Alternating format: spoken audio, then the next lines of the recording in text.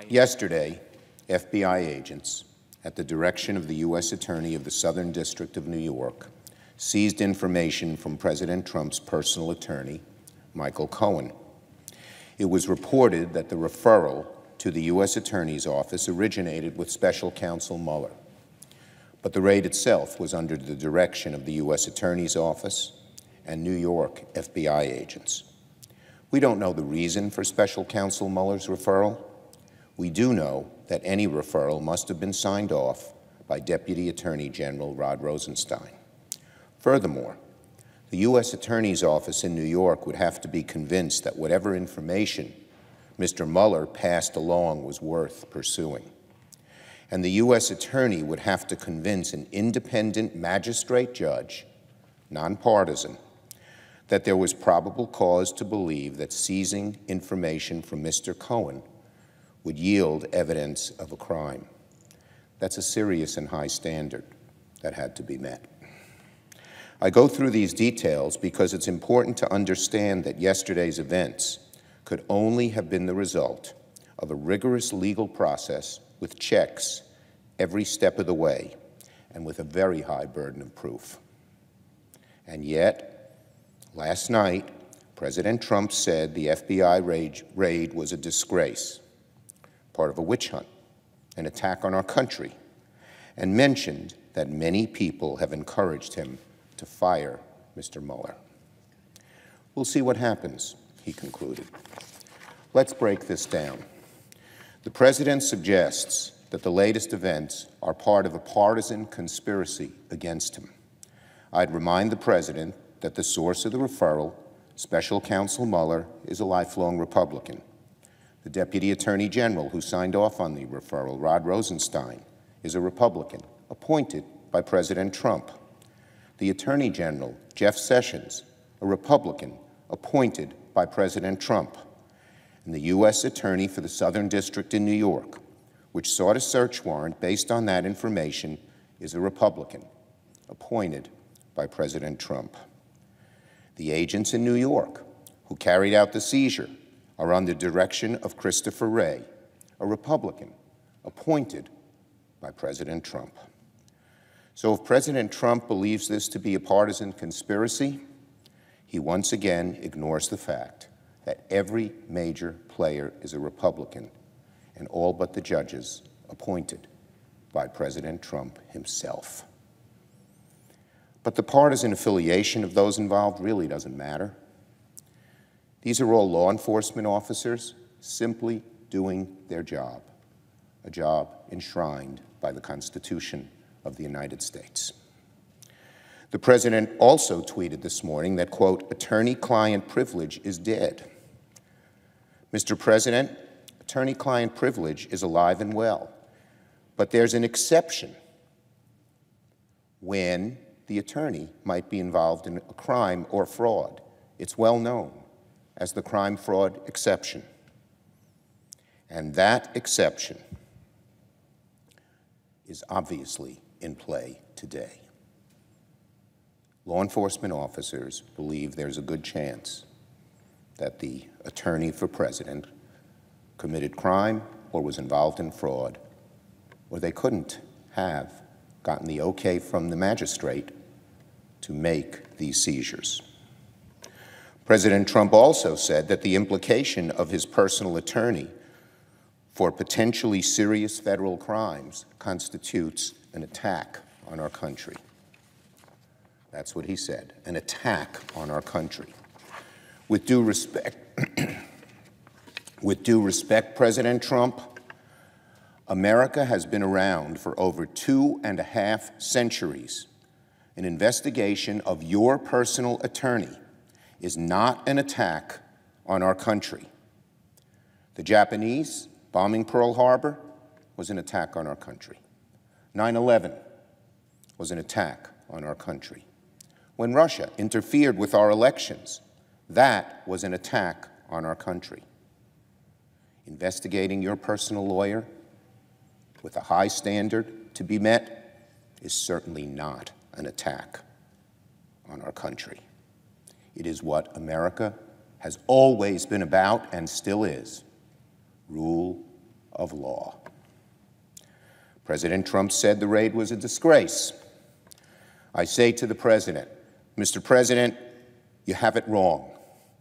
Interfering with the investigation would be a disgrace. Calling it an attack on our country is a disgrace. What matters is the rule of law. In this country, no man is above the law, not even the President. Mr. President, your comments were the disgrace. Now, if the President is thinking of using this raid to fire Special Counsel Mueller or otherwise interfere with the chain of command in the Russia probe, we have one simple message for him. Don't even think about it. Special Counsel Mueller has uncovered a deep and detailed pattern of Russian interference in our elections. It has led to several indictments and guilty pleas. It has also led the Trump administration itself to level sanctions against Russian individuals for meddling in our elections. That is proof positive that Mueller's investigation is not a so-called witch hunt. If the President's own administration has leveled sanctions against Russian individuals for meddling in our elections, how can the President say it's a witch hunt? It's being pursued by his own administration, independent of the Mueller investigation. And the investigation by Special Counsel Mueller is critical to the health of our democracy and the security of future elections. It must be allowed to continue. The President seems to have a view that the Department of Justice's sole purpose is to protect the President and go after his enemies. I emphatically state to the President, that is not the role of the Department of Justice. Their role is to enforce the law and go after anyone who breaks it. That's their role, and it is not subject to the President's political interests in any way. So, President Trump should not have any contact with the new U.S. Attorney in the Southern District, with his office, or the Department of Justice officials overseeing an investigation of Mr. Cohen. Any attempted contact by the President or the White House should be reported to the Department of Justice immediately. One final point. When President Trump implies that the Mueller investigation is an assault on our country and our values, he's not only dead wrong, he's wrong in a very dangerous way. Special Counsel Mueller, the FBI, federal prosecutors, and U.S. attorneys are following the due process of our legal system. Calling that an attack on our country undermines the rule of law, the bedrock principle of this great nation for centuries, the reason, above all, that the rest of the world looks up to these great United States of America. The only person engaging in an attack on American values, what we all stand for, the rule of law, is unfortunately President Trump. It needs to stop. It's gnawing at the core of America. You know, Mr. President, it's difficult to know when you're living through a historic time in this country. Our nation has prevailed through many dark times. We all hope that in the sweep of history, our current moment is not one of peril. But we have witnessed a sustained attack by the President of the United States on the rule of law in this country, and we may be getting to that point. We've seen that any institution with the power to check the President's power, the federal judiciary, the Department of Justice, the FBI, the Congress, the press, suffers his disdain and derision. If we fail to defend these institutions, which represent the rule of law and the Constitution, the balance of power in our country that the Founding Fathers so brilliantly enshrined, then we are letting our grand democracy diminish. I beseech my colleagues on both sides of the aisle to stand up and say what the President is doing is wrong. Make it clear that firing Mueller or interfering in his investigation crosses a red line and is a threat to our constitutional order. Let us also be clear that the President does not have the authority to order the special counsel's firing without cause. And finally, let us take steps to protect the special counsel from political interference. We have several bipartisan bills designed to do just that. Majority Leader McConnell should bring them to the floor and let us debate them very soon. For months, Republicans have said that legislation to protect the special counsel is not needed because they've been assured by nameless people that the President won't fire the special counsel.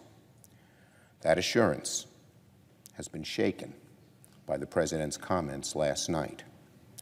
By his own words, it's clear the President may be considering firing the special counsel. This Congress must respond forcefully and on a bipartisan basis by reaffirming our belief that the President cannot fire special counsel without cause, and by passing legislation to ensure that any attempts to remove Robert Mueller will be unsuccessful. We should not abide the President's attempted assault on the rule of law in America. The eyes of history are upon us. I yield the floor.